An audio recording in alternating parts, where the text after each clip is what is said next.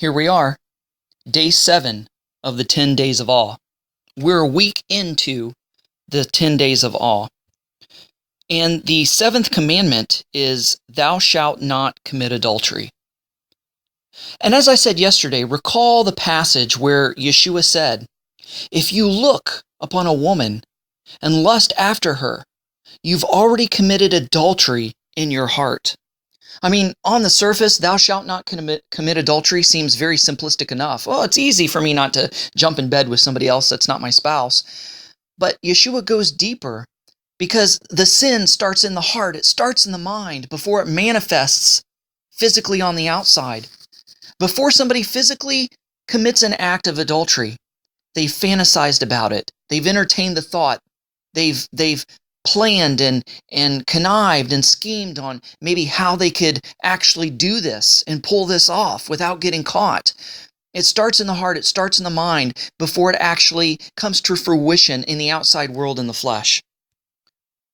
So we must reflect and ask ourselves today, have we been unfaithful to our spouse or to our loved ones? I mean, have you watched a movie and saw somebody you were attracted to, and then the gears just start going in your head and you start fantasizing?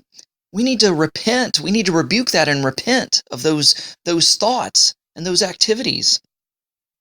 Maybe you and your spouse haven't been getting along lately, or felt like that you're more roommates than husband and wife, and maybe your relationship has grown cold and you've grown apart.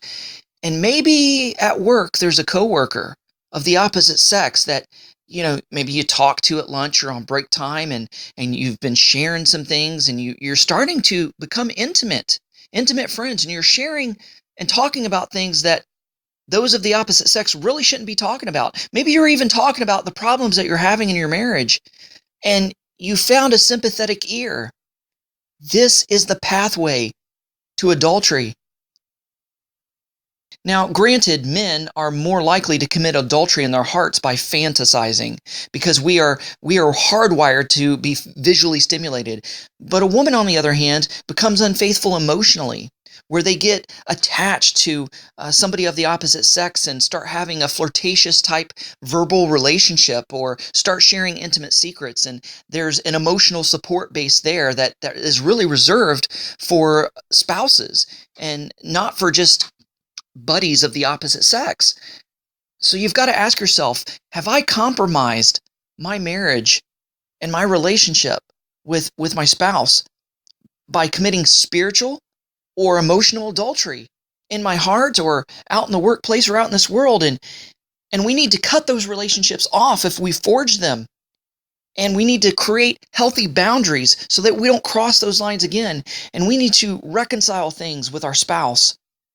I recall 6 years into my marriage, I remember one day rolling over and looking at my wife still sleeping. I'm like, who the heck is she? We had grown apart within the 6 years. What we didn't anticipate is we thought, oh, we get married, we live happily ever after. We failed to understand and recognize that even though we get married, we grow and change and evolve as individuals. And we need to keep up with those changes.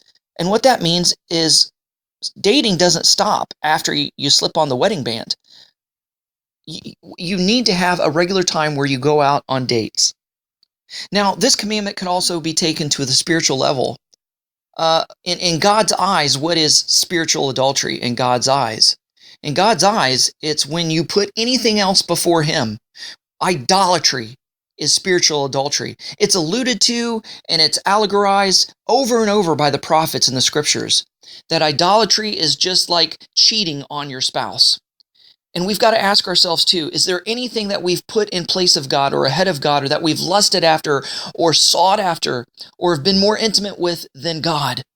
And if so, we need to end that relationship and repent of the spiritual adultery against God. It kind of harkens back to, you shall have no other gods before me.